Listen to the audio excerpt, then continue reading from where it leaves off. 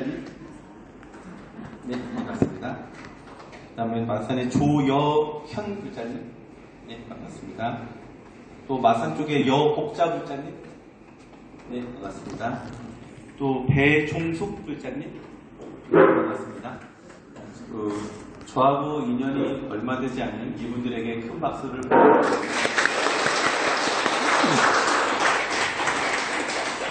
박수의 의미는 또 뵙게 돼서 반갑습니다라는 의미입니다.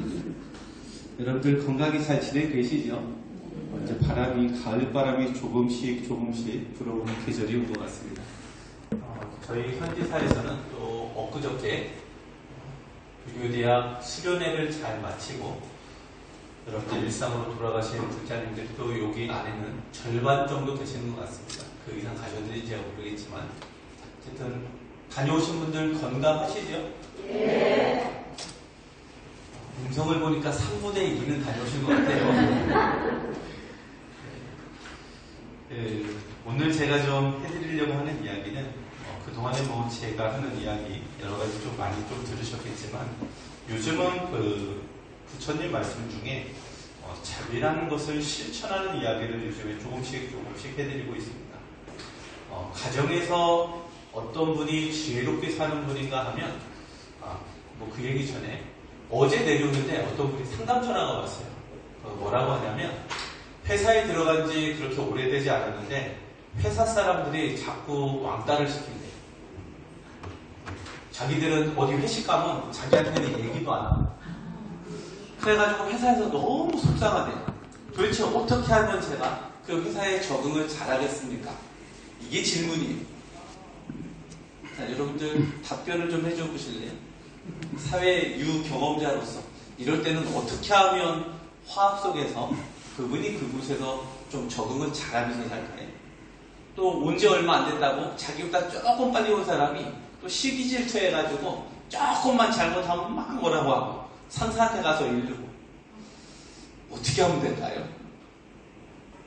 자, 여러분들 조금 환경을 가정으로 가볼게요. 남편분하고 사이가 좋으십니까? 부인하고 사이가 좋으신가요? 아니, 제가 볼 때는 많이 다른 얘기는 아닌 것 같습니다. 제가 볼 때는.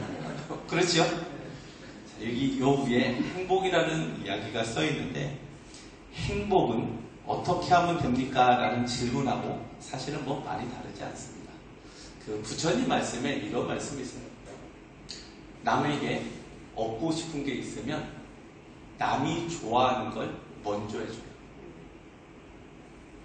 여러분 이건 외울 수 있겠죠? 여러분 요걸 외워야 됩니다. 여러분들 내가 얻고 싶은 게 있으면 어떻게 하라고요? 남이 좋아하는 걸 먼저 해줘요. 저희 현지사에 우리 광명만덕 큰 스님이라고 여러분들 그 연불상배 빨간 책 읽으셔본지 모르겠어요. 그 책을 읽으신 분이 어느 날 삼매라는 것 늘 말씀드렸지만 영적인 세계를 직접 눈으로 보는 것, 마치 현실처럼 보는 것을 그냥 삼매라고 합니다. 영적인 세계를 보는 것. 근데 거기에 어떤 장면이 나오냐면 여러분만한 장닭이 있어요.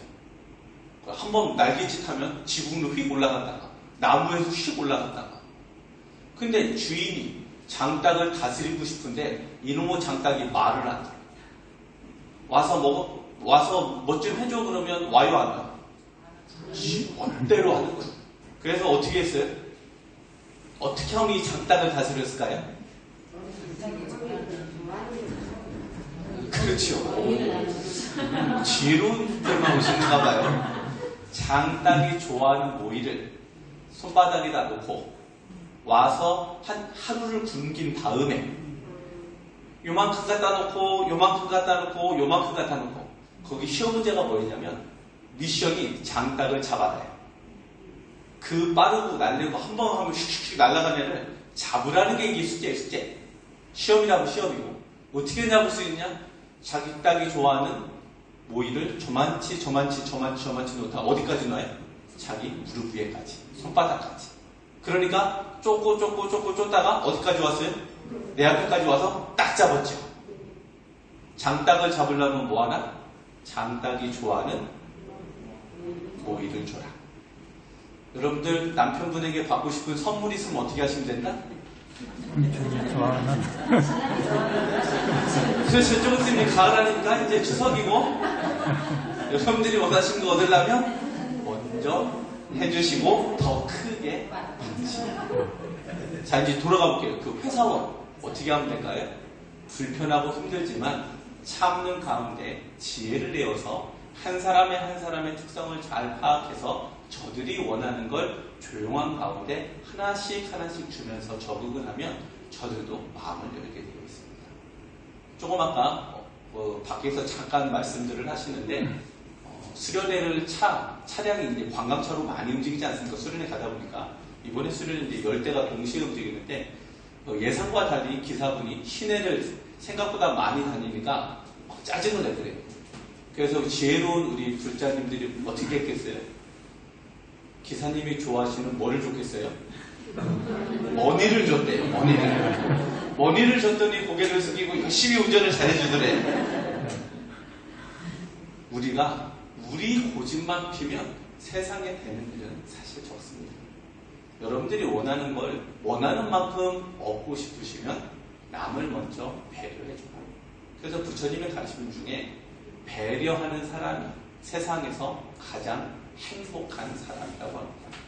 늘 저희가 말씀을 드리지만 첫 번째, 뭐부터 배려를 하냐면 제가 뭐부터 배려하라고 해서 여태까지 여기는 뭐 1회 이상 오신 분들이니까 먼저 웃어라. 뭐부터 하시라? 웃어라. 가정에서 웃음을 먼저 보이시면서 자꾸 제가 문제 아닌 문제를 늘 내리지만 웃으면 뭐가 온다? 여러분 다 잘 알고 있잖아요. 콩 심은 데 콩 나고 복 심은 데 뭐라고요? 콩 심은 데 콩 나고 복 심은 데 정말 복이 난다니까요. 왜요? 우리가 원치 않아도 인과응보라는 이 우주 법칙은 행위한 대로 결과를 얻게 되어 있기 때문에 이것은 현대를 살아가는 가정에서든 회사에서든 어디서든 적용이 된다는 거죠. 그리고 조금 더 깊게 얘기하면 말로써 짓는 복이 너무 커서 여러분들 조금 어렵고 힘들더라도 부드럽게 말해라. 회사든 가정이든 그 어느 곳에서든 어떻게 말하시나요? 부드럽게 말해라. 앞에는 뭐 세자가 붙어요. 세자. 맞춰봐봐요. 앞에 세자. 저기 보니까 스위트 샤인머스키 음료수 있더라고요. 이게 다 드릴게요. 이거. 맞추시면. 세자. 부드럽게 말해라. 앞에 세자. 무조건. 알겠죠? 네. 이래서 따지고 저래서 따지고 부처님께서는 고요함을 방해하고 행복을 방해하는 것 중에 하나가 뭐냐면 여러분 따라해봐요. 분별. 이 분별이라는 건 좋은 것과 싫은 것을 양분화시켜서 좋은 것은 얻으려는 욕심 때문에 싫은 것은 밀쳐내려는 화 때문에 거기서 생기는 번뇌 때문에 내가 스스로 너무 고통스러웠더라 이거예요. 중생들은. 그래서 이것을 조금만 물리치고 어떻게 하시라고요? 일단은 조건, 내가 보는 분별을 하지 않은 무조건적인 부드러운 음성으로서 상대에게 어필을 해보시라. 여러분 좀 어려운 숫자 한번 문제 내볼게요. 컴퓨터만 아이를 하기에 가서 뭐라고 해라? 공부는 안 하고 컴퓨터만 하는 아이에게 핸드폰만 갖고 있는 아이에게 어떻게 말해라? 공부 한번 시켜봐봐요. 연습이 안 돼 있죠, 지금. 그냥 음박은 잘 들리는데 사실은 조금 우리가 부드럽게 말하는 습관이 안 돼 있어요. 여러분 내용은 다르지언정 여러분들 주변에서 벌어지는 환경하고 많이 다르진 않습니다. 그래서 지혜로운 사람들은 내가 갖고 있는 이 감정, 저것을 저런 상태를 봤을 때 내가 가질 수밖에 없는 감정들이 있지 않습니까? 그런 불편한 감정들을 부드럽게 얘기해서 이 아이가 조금은 학업에 열중할 수 있게. 그래서 언제나 여러분들이 말씀하시는 그 음성은 가정에서는 아니면 절에서든 내지는 주변에서든 부드럽게만 하시라. 꼭 잊지 마세요. 부드럽게 말해라. 그리고 언제나 가장 실수하기 쉬운 것 중에 부처님께서 이런 말씀을 하셨어요. 세상 사람들은 잘 나갈 때 조심해야 된다. 뭐 할 때 뭐라고? 여러분들의 인생에서 가장 잘 나갈 때가 언제였나요? 오늘 아닌가요? 가장 잘 나가는 여러분들 불법하고 인연됐을 때가 가장 인생에서 잘 나갈 때예요. 다만 경제적인 부분에서는 내지는 권력을 가질 때는 뭔가 남들에게 이목이 집중이 될 때 그때 반드시 필요한 게 자세를 낮추어서 겸손해야 됩니다. 그렇지 않으면 너무 많은 사건, 사고가 발생해요. 알겠죠? 몸을 낮추어서 어떻게 하시라고? 겸손해야 된다. 그래야 여러분들이 원하는 것을 다 얻을 수 있어요. 그렇지 않으면 주변에 방해하는 사람이 하도 생겨가지고 원하는 만큼을 얻을 수가 없습니다. 잘 하시리라고 생각을 하고 어렵고 힘든 일을 당하면 처음에 제가 뭐부터 하라고 그랬어요? 인육부터 하라고 그랬죠? 인육할 때 6자를 가르쳐 드렸죠? 학습이 됐어요 이제. 항상 내가 받아들이기 어려운 게 있으면 뭐부터 해라? 그럴 수도 있지. 자, 따라해봐요. 머릿속에 잊으시면 안 돼요. 하고 집에 가지고 뭔가 불편하다고 하면 어떻게 하시라고? 하고 잘 넘기시다. 오늘 사업이 안 됐어. 어떻게 하라고? 내일도 안 됐어. 한 달이 안 돼. 그럴 수는 없지. 그래서 이런 경우는 정말로 여러분들이 경전일고 연구를 해서 부처님께 청하면 한 달 동안 안 될래야 안 될 수가 없어요. 그 부처님 얘기는 차후에 하도록 하고, 그래서 오늘은 전반적으로 제가 해드리고 싶은 얘기는 베푸는 게 행복을 갖고 온다. 왜요? 제가 그때도 조금 다른 맥락이지만 경제적인 부분으로도 이야기를 드렸지만 여러분들 저 세상 가는 사람 중에 악도가 지옥 악이 축생이 정말 있습니다. 그 중에 악이라고 하는 곳은 배고픈 귀신이다. 근데 이 배고픈 귀신이 누가 된다고 그랬어요? 잘 살았지만 인색한 사람이 가는 곳이 배고픈 귀신이에요. 그 배고픈 귀신, 그 아귀들이 하는 말이 뭐라고 한다고 그랬어요? 한번 들은 분 계시죠? 아귀들이 뭐라고 한다고 그랬어요? 살았을 때는 내가 갖고 있는 게 다 내 것인 줄 알았는데 죽어보니까 남에게 베푼 것만 내 것인 줄 알았다. 알겠더라. 다시 해볼게요. 살았을 때는 내가 갖고 있는 게 다 내 건 줄 알았는데 실제로 보니까 죽어보니까 남에게 베푼 것만 내 것이었다. 자, 살았을 때 남한테 베풀면 여러분들이 잠시 여러분들의 그 맡긴 무엇인가를 맡겼더라 이거예요. 인과응보라는 우주 법칙에 의해서 다음에 만나면 어떻게 된다? 나한테 돌려주게 돼 있더라. 물음표인가요? 다음 생 돼봐야 알까요? 정말 그렇더라 이거. 그래서 우리가 베풀면 여러분들이 기분도 좋아지지만 사실 여러분들 영적인 성장, 또 용어를 이렇게 써서 조금 죄송하지만 우리들 거짓 몸뚱이 안에는 영혼의 몸뚱이가 있어요. 이 영혼의 몸뚱은 밝기와 강함, 그리고 조금 더 수행력이 있는 사람은 능력을 갖춰요. 그리고 지혜가 올라갈수록 더 증장이 되고, 그것을 다 제치고 하나로 밝은 정도만 갖는다고 하면 베푸는 사람이 점점 영적으로 밝아져가요. 그래서 저 세상 가가지고 염라대왕 있어요 없어요? 혹시 염라대왕 만난 적 있습니까? 아직은 없죠. 전생에는 분명히 있다는 거죠. 기억할 수는 없지만 그 염라대왕 만났을 때쯤 되면은 이 정도 사람이라면 하늘 천상에 갈 수 있다. 오늘도 제가 오기 전에 오전에 49제를 어떤 분이 이제 봉행하는 자리에서 열심히 망자를 위해서 제가 축원을 하고 왔는데, 이분은 젊은 시절일 때도 어쩔 수 없이 이런저런 인연을 위해서 자살을 했어요. 그러다 보니까 아이는 이제 막 태어난 지 그렇게 오래되지 않은 아이, 그리고 부인도 이제 아이가 이 정도 되면 결혼한 지도 그렇게 오래되진 않아요. 그러면서도 자살한 남편에 대한 원망도 있을 거고, 슬픔도 있을 거고, 그리움도 있을 거고, 그리고 거기에 대한 두려움도 아마 상당히 있는 거예요. 그것을 인간적인 마음을 갖고 극복하기가 쉽지가 않아요. 사실 이런 어려움에 처했을 때, 조금 우리가 다른 말로 극한 상황이라고 표현하는데, 그런 상황에 처했을 때는 부처님 한 분을 정말 지극한 마음으로 부르기만 해도 악도도 안 가고 살아서도 그런 일을 당하지가 않아요. 자살한 사람들의 대부분은 몸속에 앞전에 자살했거나 자살을 시키려고 하는 영가가 들어가서 그런 일이 발생하거든요. 제정신에 이 거짓 몸뚱이가 배고프기만 해도 밥 먹기 바쁜 이 거짓 몸뚱이가 그런 생각을 한다는 것 자체가 너무나 맞지가 않아요. 그래서 살아서 여러분들이 베푸는 것도 중요한데 두려움이 생기거나 슬픔이 생기거나 정말 극한 상황이 내가 정신적으로 힘겨움이 생겼을 때 어떻게 하시라고? 한 분의 부처님만 지극정성 하루 종일 부르시라. 관세음보살님도 좋고 지장보살님도 좋고 석가모니 부처님도 좋고 재물을 주시는 해등왕 부처님 좋고 어느 부처님이든 한 분만 하루 종일 지극정성 부르는 일을 하루를 하고 열흘을 하고 한 달을 하고 1년을 하면 그 부처님이 여러분들을 뭐라고 여겨요? 나를 따르는 제자라.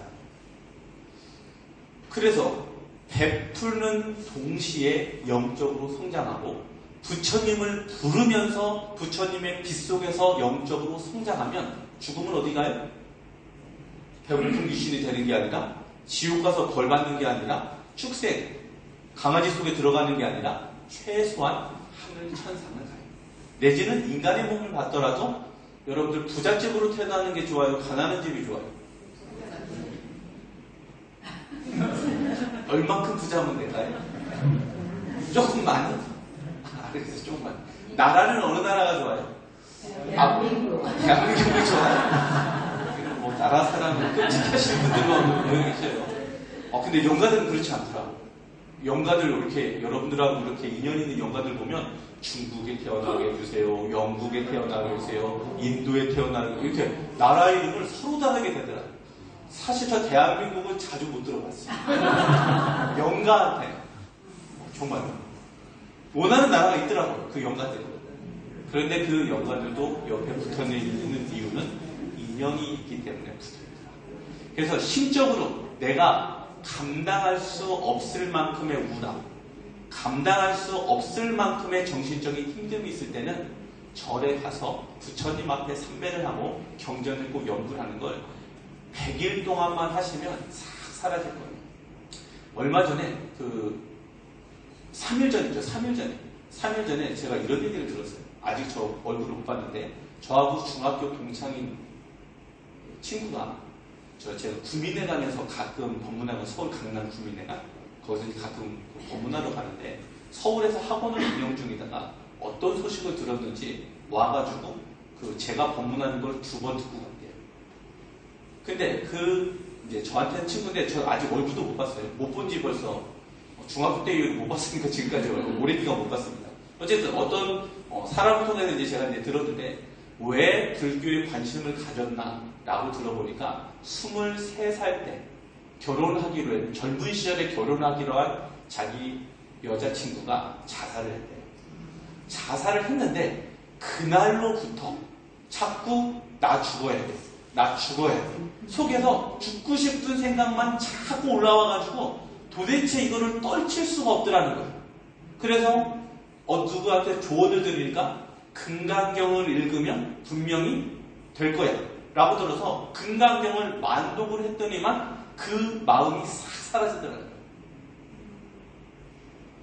여러분들 금강경 몇 번 읽었죠?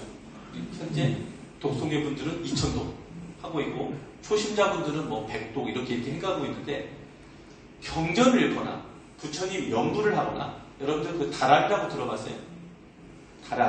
다란이라는 건 부처님께서 말씀하신 신비스러운 말, 부처님의 위실력이 담겨있고 지혜가 담겨있고 선을 증강시키고 악을 죽일 수 있는 신비스러운 부처님의 말씀, 뭐 이렇게 표현합니다. 다란이를. 뜻은 몰라도 좋아요. 여러분들 그 병원에 가서 주사 맞을 때 주사 성분 다 알아요? 의사가 처방한 대로 주사 맞으면 어떻게 돼요? 낫죠? 경전 내용 다 알아야 돼요? 몰라야 돼요?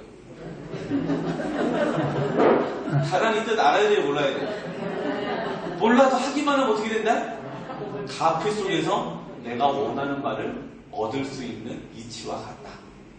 그래서 여러분들이 정신적으로 고통스럽고 힘들면 여러분 10월 13일인가요? 14일 날 저희가 춘천에 3만 평 부지가 넘는 곳에 석가탑 다보탑이 있어요. 그래서 1년에 2번, 봄에 한 번, 가을에 한 번 탑돌이를 하거든요. 이 탑돌이를 다녀오신 분들 중에 내 집에 내려가면서 소원 성취한 분이 생각보다 많아요. 그리고 오늘 처음 오신 분이나 내지는 춘천 본사의 탑돌이를 안 해보신 분이라고 하면 그날이 토요일일 겁니다. 제 기억에. 맞죠? 네. 비록 거리는 조금 있지만 거기를 꼭 좀 다녀오세요. 왜 그러느냐? 석가탑에는 제가 영적인 빛이지만 최소한 10가지 빛이 나와요. 부처님 빛의 존재라고 했잖아요. 인격 있으시지만 빛으로 이루어진 인격체예요. 그리고 다보탑을 저쪽 세상, 다보탑이 있는 영적인 세상을 뭐라고 그러냐면 따라해봐요. 보정정토. 보정정토. 거기에 다보부처님의 나라 불국토의 이름입니다. 보정정토. 법화경이 나옵니다.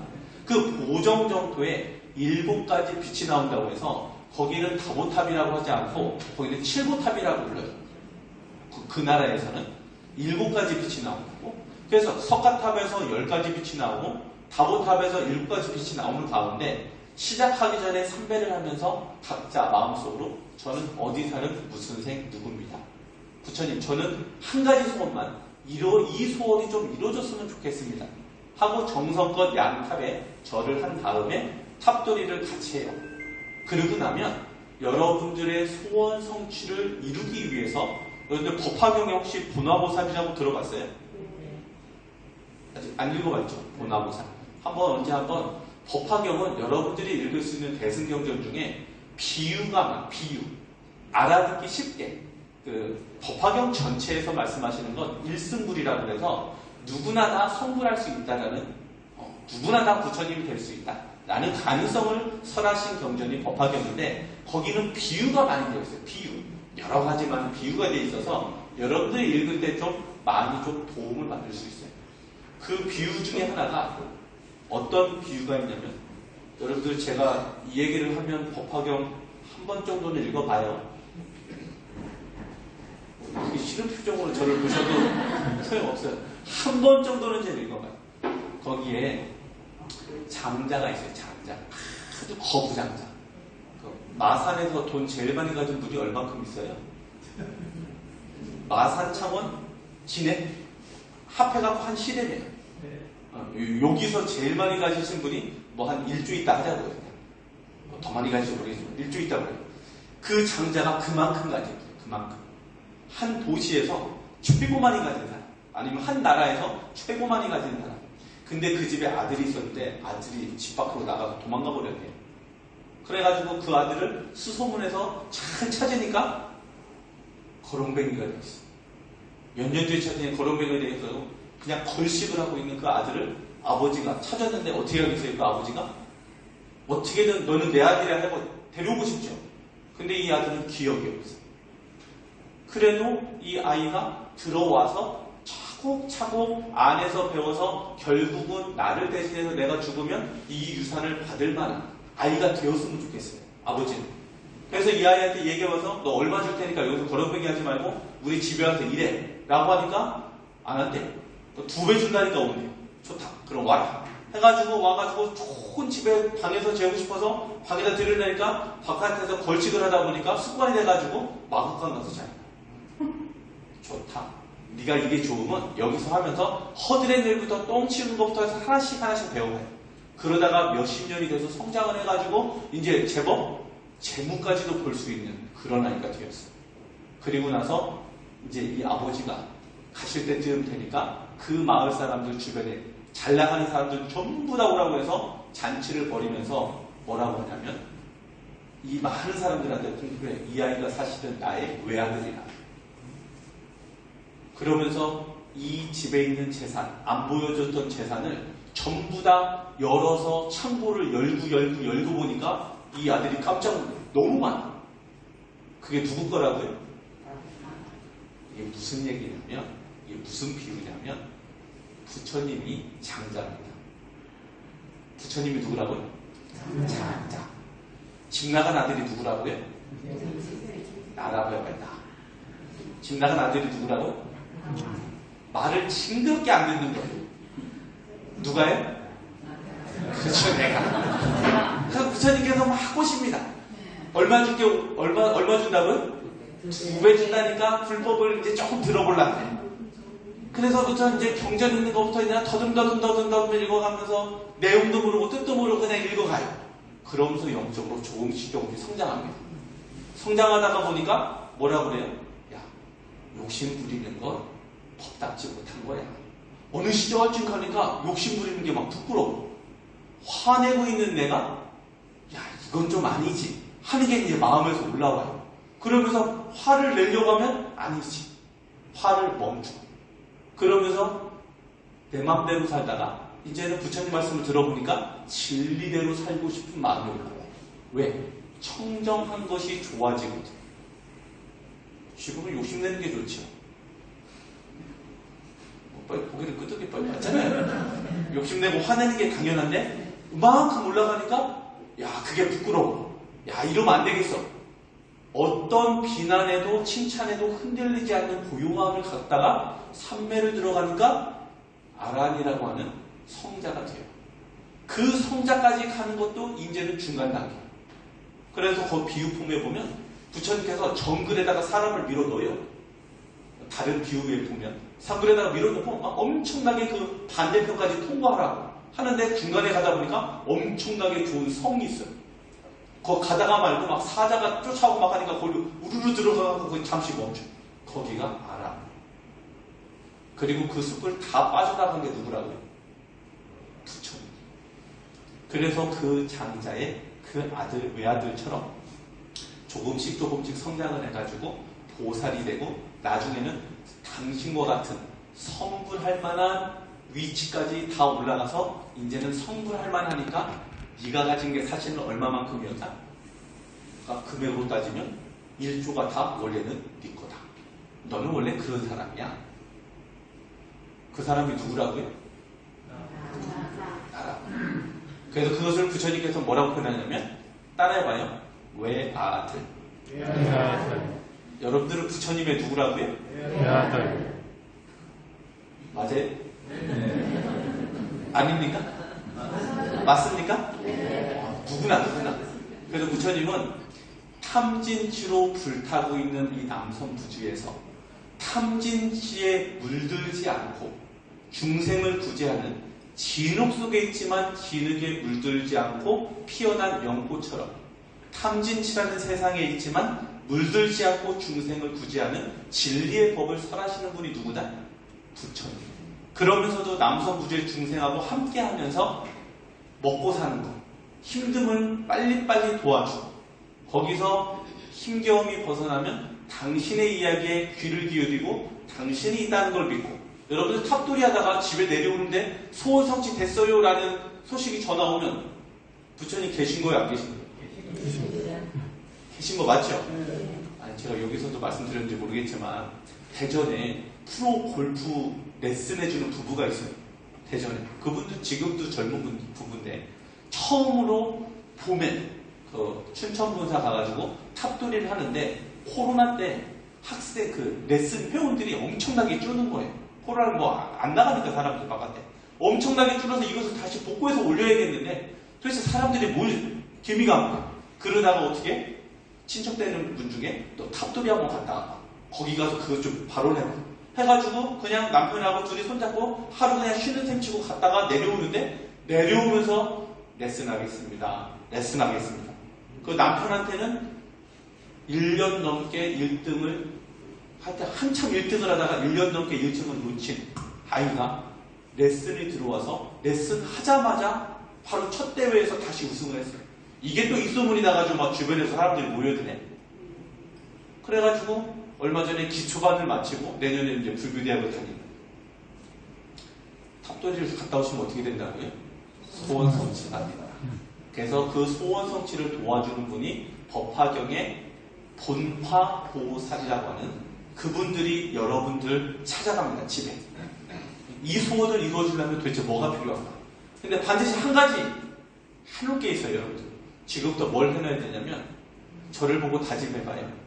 무조건 따라해봐요. 무조건 착해진다. 착해진다. 알겠죠? 거기 가서 그거 보신다니까요? 과연 내가 이 사람을 도와줄 값어치가 있느냐? 이해가 되죠? 네. 무조건 착해진다.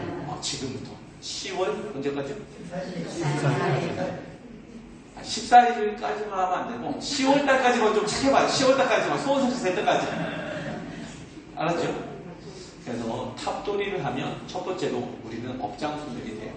업장소멸이라는 건 내가 갖고 있는 악업으로 인해서 벌받을 것들이 나한테 있는 것을 마치 검은 연기처럼 부처님의 빛 속에서 검은 연기처럼 빼가지고 태워버리는 거예요. 그래서 그 나쁜 것이 나한테 이 세상에서 발현되지 않도록. 그것을 뭐라고 한다? 업장소멸. 업장소멸이 되면 안에 있는 내 영혼의 몸뚱이가 밝고 깨끗해지겠죠. 그래서 여러분들 화장하지 않아도 깨끗해져요. 제 말이 안 믿어집니까? 뭐 하면 뭐 한다고? 화장하지 않아도 깨끗해진다. 여러분들 정말로 여러분들 경전 있고 연부라는 걸 정성껏 1년만 하면 화장품 안 써도 돼요. 어쨌든 그 정도로 영적으로 밝아지는 게 거짓 몸뚱이까지 외형으로 드러난다. 더불어서 성품이 아주 온화해져요. 여러분들 욕심의 뿌리 엄청 길고 두꺼워요. 우리는 탐심이라고 하는데 진심, 화낸 것도 마찬가지고 어리석음, 치심도 마찬가지고 탐진치가 마치 기둥처럼 세 개가 가닥처럼 이렇게 막 뭉쳐져 있어요. 누구나 다. 그래서 이 뿌리를 뽑지 않으면 여러분들 그 뿌리를 뽑으면 어떻게 되는 줄 알아요? 여러분들 탐진치, 삼독심을 뿌리를 뽑았다. 그럼 어떤 일이 생길까요?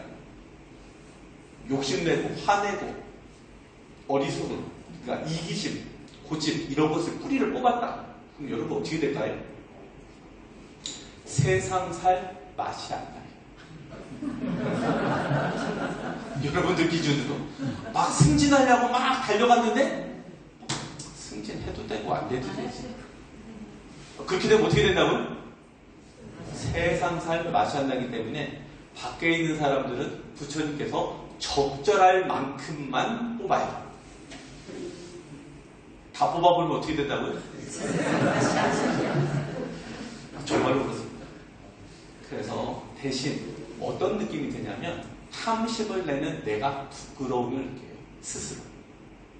그래서 탑도리를 한 번만 해갖고는 안 되겠지만 여러 차례 부처님 가피 속에 있는 사람들은 당연히 그것이 착해짐으로 바뀌어갑니다. 그래서 좀 마음이 넉넉한 사람이 된다. 알겠죠? 우리 부처님 말씀 중에 이런 말씀이 있어요. 항상 따뜻한 얼굴로 사랑스럽게 말해라. 더불어서 남에게 베푸는 일이 얼마나 대단한 일인지 알 수만 있다는 거예요. 부처님이 볼 때는 남에게 베푸는 일이 엄청나게 대단한 일이라고 당신은 판단하시고 있다면 당신은 한 끼 식사마저 나누지 않고는 견딜 수가 없을 것이다. 인생은 행복과 슬픔, 힘든 시기와 좋은 순간의 반복이다. 지금 힘든 시기를 겪고 있다면 앞으로 좋은 시간이 오고 있다는 생각만 하면서 살아가라. 알겠죠? 여러분들 5분만 하고 끝낼게요. 마라톤을 거의 5분밖에 안 남네요. 부처님 말씀 중에 또 과거는 과거일 뿐 지나가는 일은 지나가게 두어라. 세상 모든 일은 저마다 적절한 시기가 있다. 너무 서둘러도 너무 늑장을 부려도 그것은 진리가 아니다. 다른 사람과 비교하면서 자신을 괴롭히면 인생의 즐거움을 잃게 된다. 경쟁심으로 인해 인생의 소소한 기쁨을 잃어버리고 행복하지 않은 삶을 살게 된다. 진정한 부자는 많이 가진 사람이 아니라 많이 베푸는 사람이다. 행복할 때 이 기쁨은 영원하지 않고 고통을 겪을 때 이 고통은 지속되지 않는다는 것을 기억할 줄 알아라. 이승에서 기쁜 일을 만들면 저승에서 행복하다. 선을 행하면 이승과 저승에서 모두 즐겁게 된다. 저승에서 기뻐하고 이승에서 즐거워하니 이승에서 복을 지으면 마음속에 평온함이 생겨나게 된다. 자, 부처님 말씀 중에 복이 없을 것이라고 생각해서 작은 선행하는 것을 가벼이 생각하지 말라.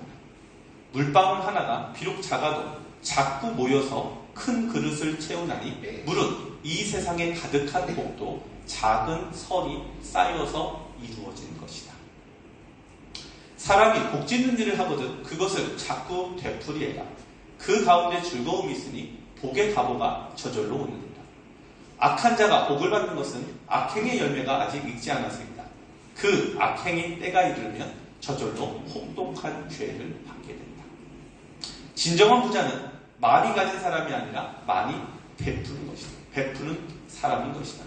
당신이 행복할 때 이 기쁨은 영원하지 않고 고통을 겪을 때도 이 고통은 지속되지 않는다는 것을 잊지만 조그맣게 했던 데 반복합니다. 세상 모든 것들은 영원하지 않다. 고통이 너를 붙잡고 있는 것이 아니라 네가 그 고통을 붙잡고 있는 것이다. 누구도 우리를 구원하지 못한다. 그 어떠한 누구도 너를 구원할 수 없고 하지도 못한다. 우리는 우리 스스로 그 길을 나아가야만 한다. 여러분들 뭐 이 정도 이야기를 해줬으면 여러분들 충분히 이해가 좀 되실 거라고 생각을 합니다.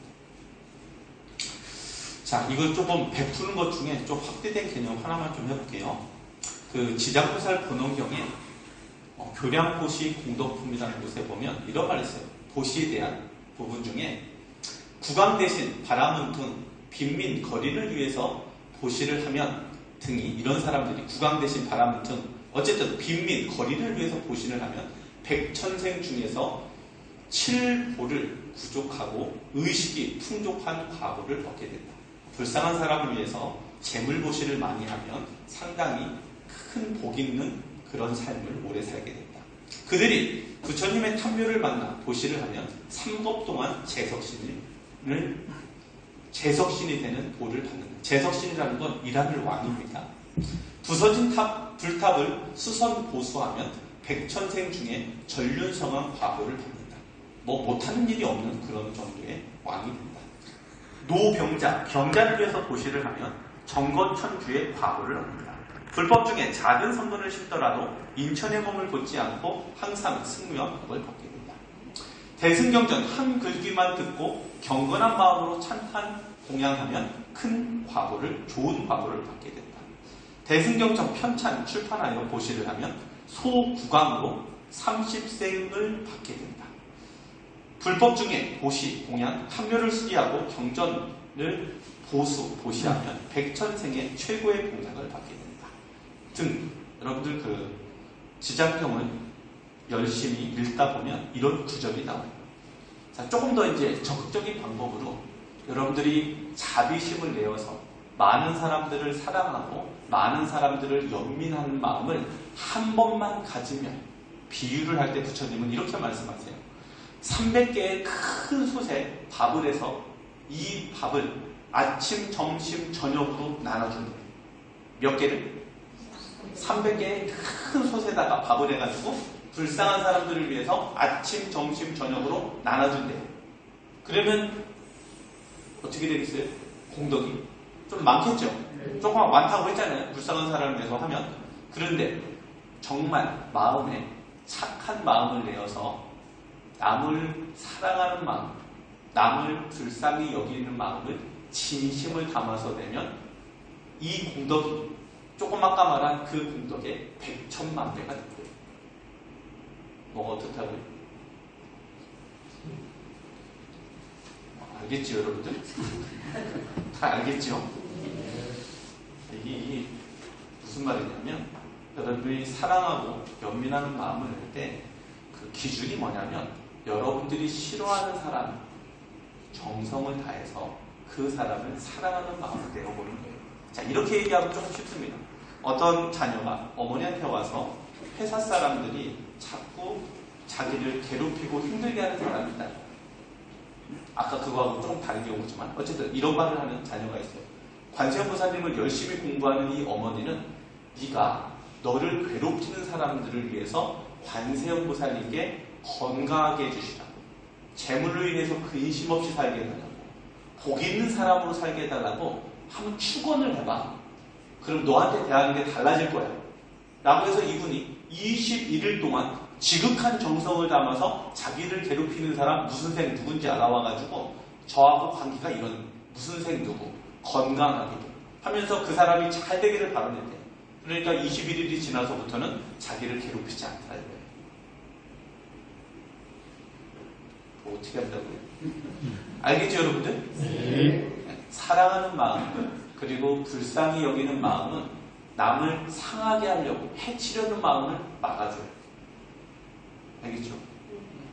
그리고 남에게 화내는 마음을 막아줘요.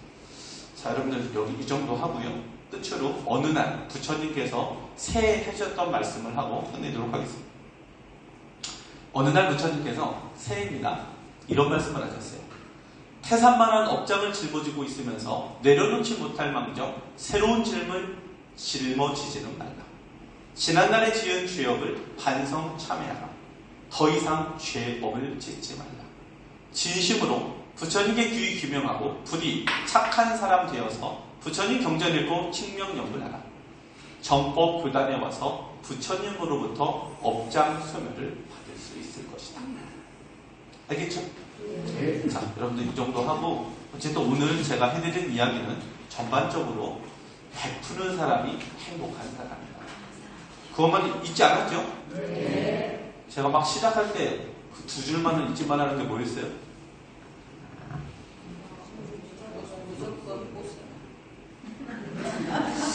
그거 아닌 것 같은데 맨 처음에 그 두 줄 제가 이것만큼은 오늘 잊으시면 안 됩니다.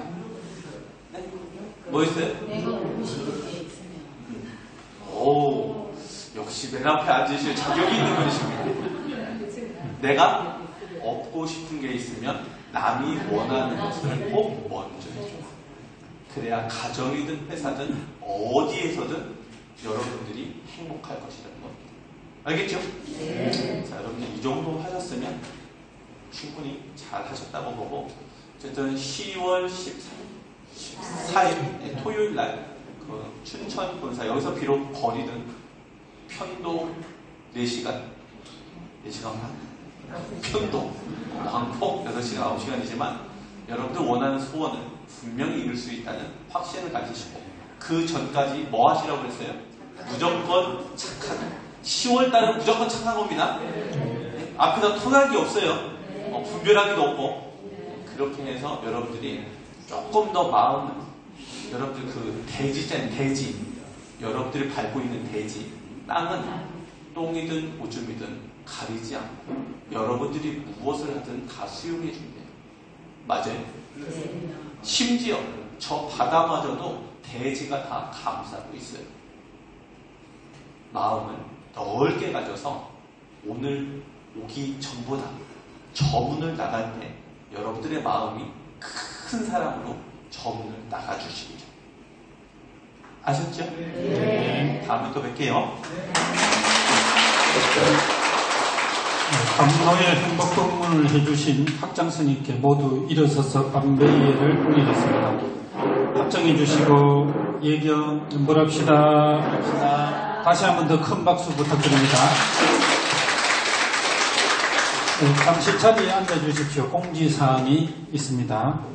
오늘과 같은 행복 법문이 내일은 구미에서 1시에, 모레는 대구에서 10시에, 23일 토요일 1시에는 울산에서, 24일 일요일 오후에 대전에서 있을 예정입니다. 아는 분이 혹시 계시면 많이 참석할 수 있도록 부탁드립니다. 좀 전에 법문에서 스님께서도 말씀하셨다시피 10월 14일 토요일 춘천 본사 탑돌이 성지순례가 있습니다. 정각 속에 소참법문 진행담 점칭공양 후 탑돌이 순으로 진행됩니다. 기존 신도, 새 신도분들 모두 신청 가능합니다. 많은 각기가 쏟아지는 탑돌이 성지순례에 동참하셔서 소원 한 가지 꼭 성취하시기 바랍니다. 새벽에 창원에서 출발합니다. 참석하실 분은 안내해 오신 분이나 팀장님께 신청해 주시기 바랍니다. 전생도 행복하게 잘 살고 다음 생도 행복하게 잘 사는 길이 바로 현지사에 있습니다. 오늘 맺은 소중한 인연 놓치지 마시고 정법 회상, 부터 회상이 현지사 행사에 계속 나와주시기 바랍니다. 스님 혹시 전달하신 말씀 있으십니까? 주세요. 그리고 혹시 연불산매책 혹시 아직 못 받으신 분 계십니까? 다 받으셨어요? 그 스님께서 몇 권 가져오셨으니까 혹시 필요하신 분 계시면은 가져가시고요. 스님들과 개인적 상담이 필요하신 분은 신청하셔서 상담하십시오. 그러면 오늘 창원지역 행복 법문 행사를 이상으로 마치겠습니다. 수고 많으셨습니다. 가서 늘 편안히 가십시오.